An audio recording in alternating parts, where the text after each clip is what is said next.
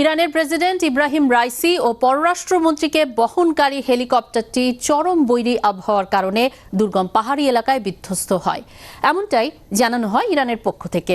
দুর্ঘটনার প্রায় 16 ঘন্টা পর রাইসি সহ ওই হেলিকপ্টারে থাকা আরোহীদের সবার মৃত্যু হয়েছে এমন খবর জানায় ইরান।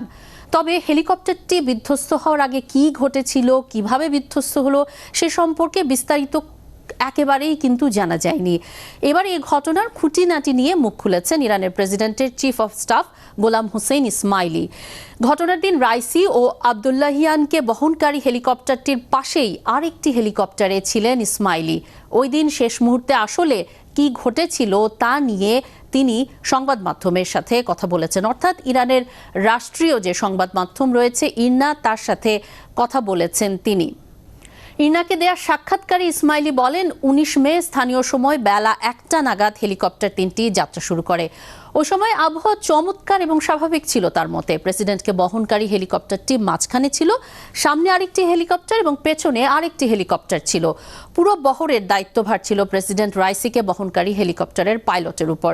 ইসমাইলি বলেন, যাত্রা শুরুর 45 মিনিট পর রাইসিকে বহনকারী হেলিকপ্টারের পাইলট অন্য দুটি হেলিকপ্টারের পাইলটকে আরও উঁচুতে ওঠার নির্দেশ দেন। মূলত তিনি কাছাকাছি থাকা যে ঘন মেঘ ছিল সেগুলো এড়িয়ে যেতে চেয়েছিলেন। তিনি বলেন, ওই সময় হঠাৎ রাইসিকে বহনকারী হেলিকপ্টারটি উধাও হয়ে যায়। ঘন মেঘের উপর দিয়ে উড়ে যাওয়ার সময় 30 সেকেন্ড পর গোলাম হোসেন ইসমাইলি যে হেলিকপ্টারটিতে ছিলেন সেই হেলিকপ্টারের পাইলট প্রথম খেয়াল করেন প্রেসিডেন্টকে বহনকারী হেলিকপ্টারটি আর দেখা যাচ্ছে না। এরপর পাইলট বৃত্তাকারে ঘুরতে থাকেন এবং হেলিকপ্টারটি খুঁজতে থাকেন। রাইসিকে বহনকারী হেলিকপ্টারের সঙ্গে বেশ কয়েকবার রেডিও ডিভাইসে যোগাযোগের চেষ্টাও করেছিলেন তারা, কিন্তু তা সফল হয়নি। এরপর তাদের হেলিকপ্টারটি উচ্চতা কমিয়ে আনে এবং পাশের একটি তামার খনিতে অবতরণ করে, এমনটাই জানান গোলাম হোসেন ইসমাইলি। ইসমাইলি আরও বলেন, ওই সময় অদৃশ্য হয়ে যাওয়া হেলিকপ্টারে থাকা পররাষ্ট্রমন্ত্রী আবদুল্লাহিয়ান ও প্রেসিডেন্ট রাইসির নিরাপত্তা ইউনিটের প্রধানকে বারবার কল করা হয়, কিন্তু তাদের কারোরই সাড়া পাওয়া যায়নি। অন্য দুটি হেলিকপ্টারের পাইলটরা প্রেসিডেন্টের হেলিকপ্টারের পাইলট ক্যাপ্টেন মোস্তাফা ভিকে কল করার চেষ্টা করেন, কিন্তু সাড়া পাওয়া যায়নি বলেও জানান ইসমাইলি। ইসমাইলি আরও বলেন, জটিল ওই পরিস্থিতিতে শুধু রাইসির হেলিকপ্টারে থাকা মোহাম্মদ আলী আল হাশেমের সঙ্গে যোগাযোগ করা সম্ভব হয়েছিল। তার অবস্থা অবশ্য ভালো ছিল না। তিনি শুধু জানাতে পেরেছিলেন একটি উপত্যকায় তাদের হেলিকপ্টার বিধ্বস্ত হয়েছে। এরপর ইসমাইলি আরেকবার আল হাশেমকে কল করতে সক্ষম হন, তখনও তিনি একই কথা জানান। মোহাম্মদ আলী আল হাশেম ছিলেন ইরানের সর্বোচ্চ ধর্মীয় নেতা আয়াতুল্লাহ আলী খামেনির মুখপাত্র।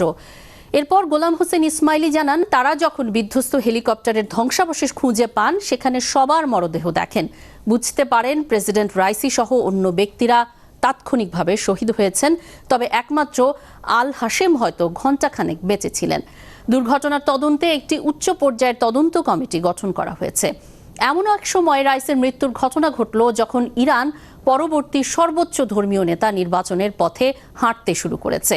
63 বছর বয়সী রাইসিকে এতদিন দেশটির সর্বোচ্চ ধর্মীয় নেতা আয়াতুল্লাহ আলী খামেনির উত্তরসূরি ভাবা হতো। তিনি দেশটির শক্তিশালী বাহিনী রেভলিউশনারি গার্ডসের কাছেও গ্রহণযোগ্য নেতা ছিলেন, কিন্তু গত রবিবার রাতে আকস্মিক হেলিকপ্টার বিধ্বস্ত হয়ে নিহত হন রাইসি।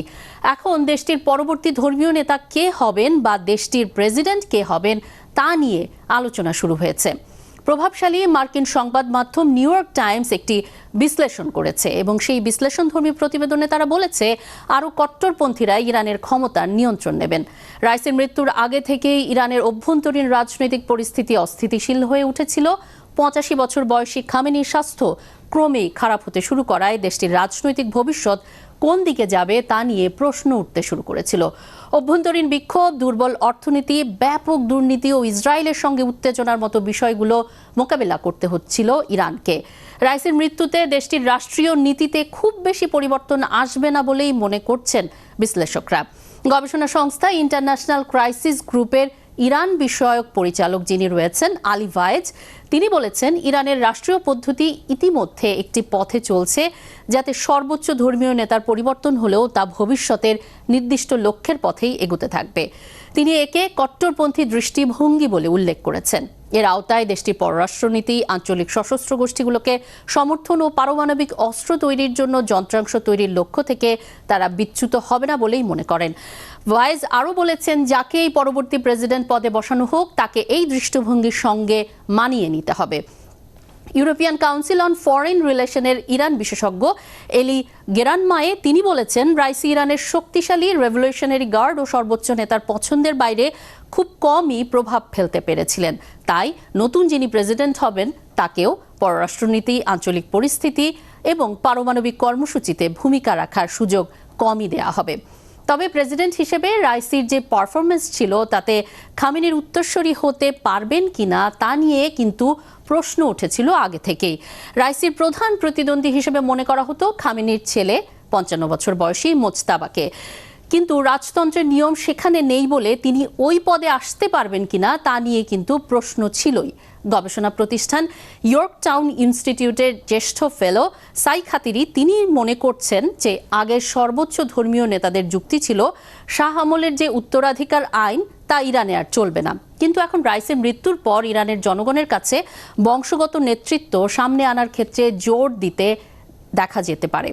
নিউ ইয়র্ক টাইমসের বিশ্লেষণ বলছে, রাইসির মৃত্যুতে মোজতাবা খামেনির জন্য বাবার উত্তরসূরি হওয়ার পথ সুগম হচ্ছে। কিন্তু ইরানের ধর্মীয় ও অভ্যন্তরীণ রাজনীতির বিষয়টি অনেকটাই রহস্যজনক। বাইরে খুব বেশি খবর কিন্তু আসলে পাওয়া যায় না।